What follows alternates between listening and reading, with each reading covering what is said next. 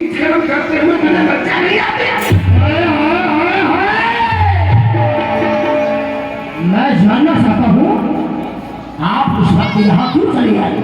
वाह, एक पुत्र अपने पिता से ये पूछ रहा है कि तुम इस समय यहाँ क्यों चले आए? तू इन निरपराधियों का रक्त बहाए और तेरा ये पिता मथुरा का राजा गुरसेन ये आने भी नहीं पाए। जिन पर तू अत्याचार कर रहा है, ये पाप कर रहा है, जानता है कि ये दोनों तेरे कौन है? ये दोनों मैं नहीं जानता, आप ही बताएं ये मेरे कौन लगते हैं। तू मन में इतना अंधा हो रहा है कि अपने रिश्तों को ही भूल रहा है, तो प्रजा की देखभाल की जिम्मेदारी तुझे कैसे दी जाए? लेकिन ठीक है, हम बताते हैं तुझे, ये तेरी बहन और ये तेरे बहनों।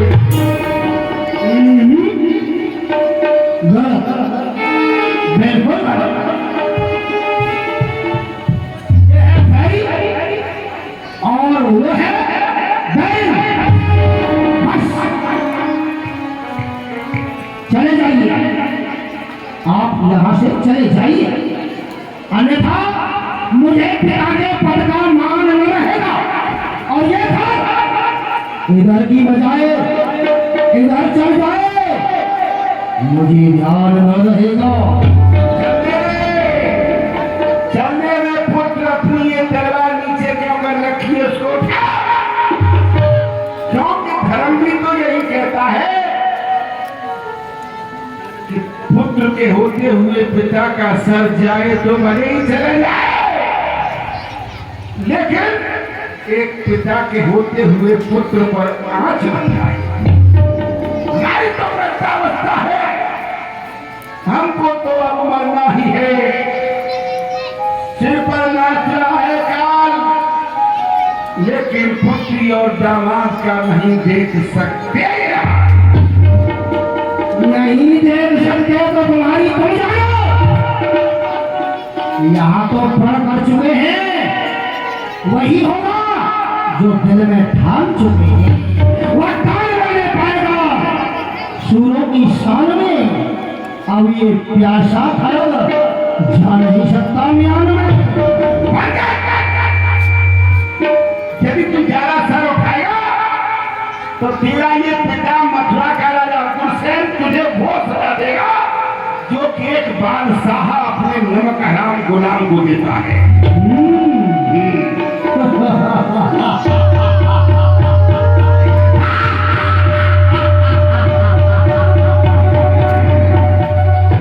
मैं तो समझ रहा था अपने पिता से बात कर रहा हूँ, लेकिन अब क्या हुआ है?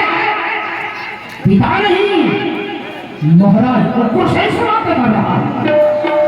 तो आप महाराज को गुरसेन बोल रहे हैं?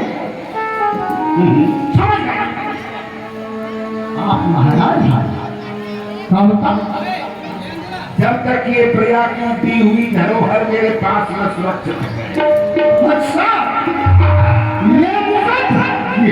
ये तुम्हारे माथे पर बंधा हुआ है तो तुम महाराज हैं। तो ठीक है, बुढ़े हो गए हो, अकल तुम्हारी खो गई, अब राज करना है हमें, ये हमारी मर्जी। ये मुकुट बहुत दिन पहन चुके हो, लाओ अब इस मुकुट को हमें दे। इस मुकुट को हम पहनेंगे, मथुरा मंडल के महाराज अंश कहलाएंगे। बहुत जल्दी आओ।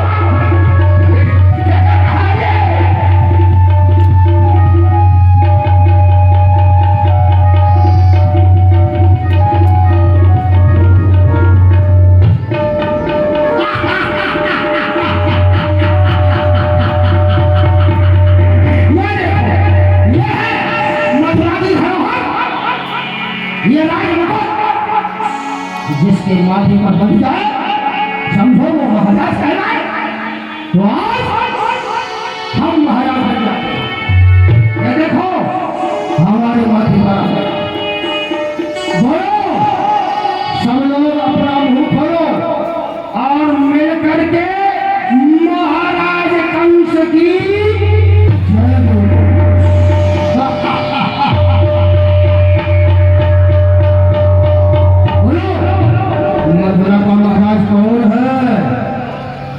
मथुरा नरेश अंश है। सुनो, जब आप ही आ गए हो इस घातक विचार में, तो आपको ही भेजता हूँ अवसक्त तारा बौद्ध राज में ऐश्वर्य किया है तुमने। जाओ, अब जेलों की सलाखों को सुनाना अपना ये कराना, और जेलों की सलाखों के पीछे पड़े पड़े अपने गाने गाते।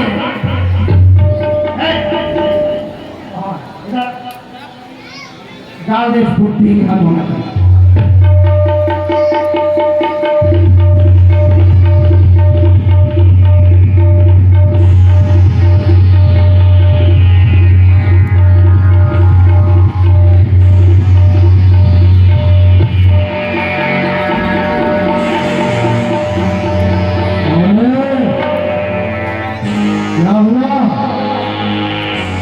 हमारी आज्ञा का पालन नहीं किया।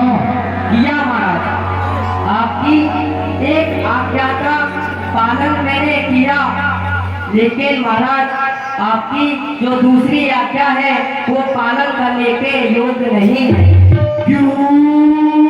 क्योंकि जिनकी कृपा से मैं इतने से इतना बड़ा हुआ, जिनका की नमन मेरी रगमग में भरा हुआ। दिखाऊं महाराज पर हाथ तो हाथ दोनों टूट जाए, दिखाऊं महाराज को हाथ तो हाथ दोनों टूट जाए।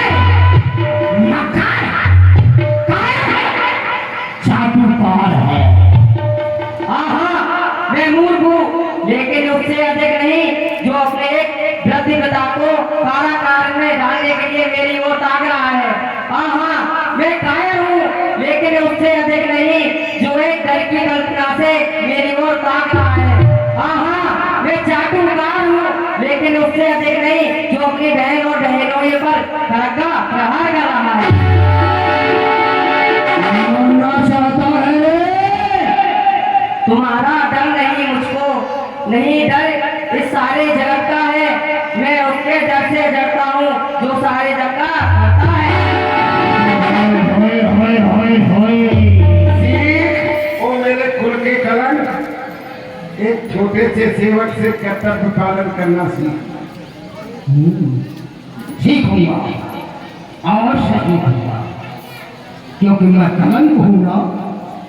तो ठीक है, मैंने जो सीखना था वो सीख लिया।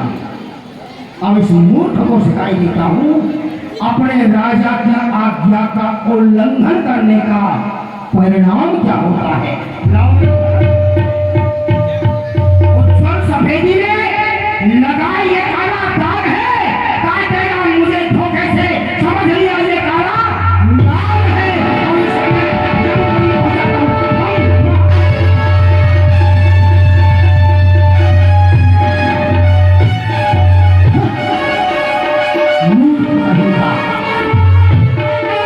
हमको ज्ञान सिखा रहा है। इसने भी मेरे देखते देखते कर्तव्यपरायण सत्य सेवक को मौत के घाट उतार दिया। इस समय इसके ऊपर मैं सवार है, कुछ नहीं सुहा सकता इसको। लेकिन कंस, क्या तू मेरा ही बेटा है? ये दुनिया वाले कुछ ऐसा ही कहते हैं। तो मैंने इसलिए पाप सोच करके बड़ा किया कि वृद्धावस्था में इस कदर हमारा सामना करे।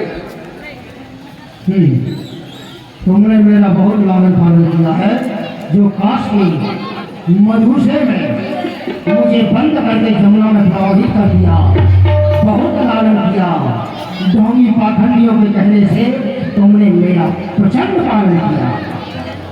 कई दोष लगने वाले थे, ऐसा नहीं करता तो मुझे इतने दोष लगते कि गिनने वाले गिनते रह जाते। और फिर वो भी मैंने अपने धर्म के अनुसार किया, मेरा धर्म कहता था, और आज भी उसी धर्म पर आलू हूँ। मेरे अंतिम श्वास तक मुझसे मेरा धर्म छूट नहीं सकता। पुत्र, प्रत्येक पिता अपने पुत्र के लिए न क्या क्या करके दिखाता है। भले एक समय टुकड़ा सदा परिहार जाता है, खिलाता है, पिलाता है, लिखाता है, पढ़ाता है, अंत में वो अपनी संपत्ति का मालिक बनाता है। मगर उसी पिता के प्रति इस पुत्र का क्या संस्कार है देखो, बुढ़ापे में किस तरह किया संस्कार है देखो। प्रत्येक पिता अपने पुत्र के लिए अपनी संतान को आशीर्वाद देता है, लेकिन आज तुमने जो मेरे साथ में किया है तो पुत्र, बूढ़े पिता का ये श्राप है, तू चैन न पाए। बूढ़े पिता का ये श्राप है कि तू चैन न पाए, बदला तेरे कर्मों का तेरे सामने आए। देव की और बलदेव पर आज तू खड़ग उठाओ। संतान इन्हीं की तेरा इस जग से अस्तित्व मिटाए। परमात्मा, यदि तू किसी को पुत्र दे तो सुपुत्र दे, मर जाए नहीं जो ऐसा सुपुत्र देगा। मुझे तू दुख दे करके कभी ना सुख पाएगा, तेरी करनी का फल एक दिन तेरे सामने आएगा। हटाओ इसे, मेरी नजरों से हटाओ, ले जाओ, ए दीवार, हथकड़ी लगा दो इसके हाथ में। इस बुढ़े को कारागार पहुंचाओ। बहुत बोल चुके हो, यही परिणाम है तुम्हारा। लालन पालन किया था ना, मुझे पुत्र समझ करके वरिष्ठ तुमने ही बनाया था।